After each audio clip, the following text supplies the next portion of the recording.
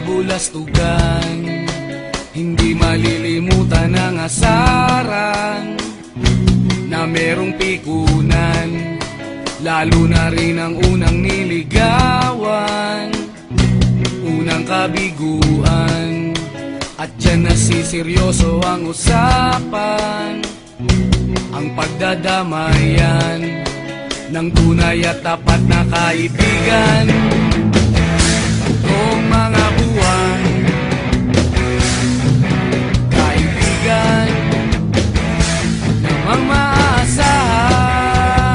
Oh, di na tayo mabata, edad may di nahahalata. Sa mga trip, unti-unti na tayo nagsasawa.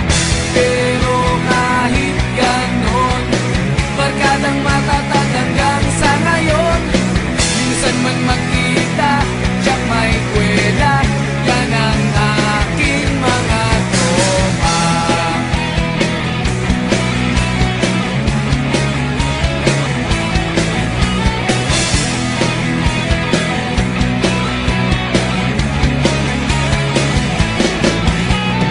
Inuman na pang magdamagan, minsan inaabot pa ng ayaan, na kung saan-saan, na para bang walang kinabukasan at kahantungan.